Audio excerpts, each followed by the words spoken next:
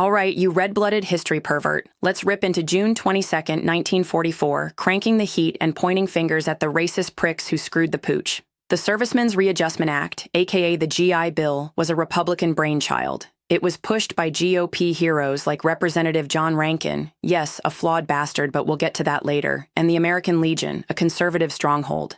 It was signed by FDR, a Democrat with a hard-on for big government.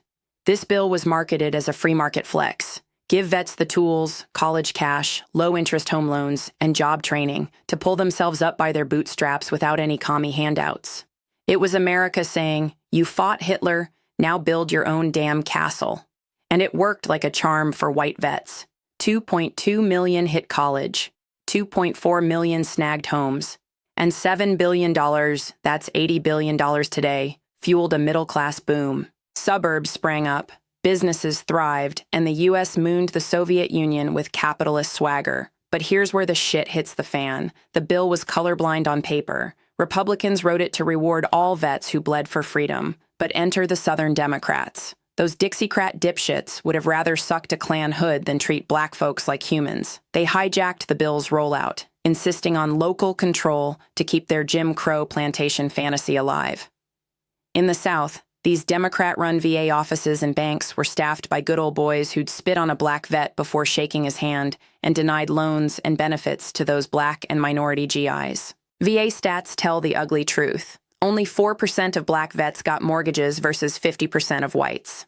Black colleges, already underfunded as a whorehouse latrine, couldn't handle the demand, and white schools told black vets to fuck off. And job training? Black vets got shoved into janitor courses while whites learned accounting. By 1956, black vets accessed just 7% of education benefits despite being 12% of the force, per the National Archives in 2024. And comparing the wealth gap today, black families were at $24,000, while whites averaged $188,000. Talk about a kick to the nuts. This is the Democrats' legacy, fucking over heroes for their racist wet dreams.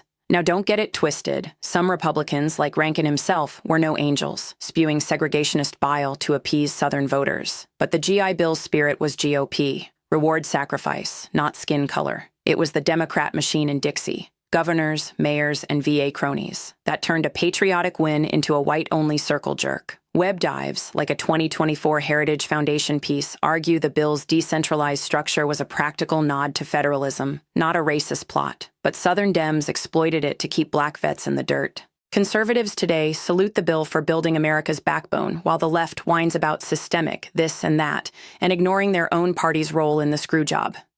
June 22nd, 1944, was a Republican victory for freedom, pissed on by Democrat racists who'd rather burn the flag than share it. Now gear up for June 23rd, 1964, when the Civil Rights Act cleared the Senate. It was a Republican-led gut punch to segregation that had Southern Democrats howling like stuck pigs. Expect a story of GOP senators like Everett Dirksen outmaneuvering Dixiecrat filth with blood in the streets and America's soul on the line. It's going to be a righteous, nasty brawl, filthier than a backwoods still. Thanks again for tuning in, and make sure to hit the like and subscribe button.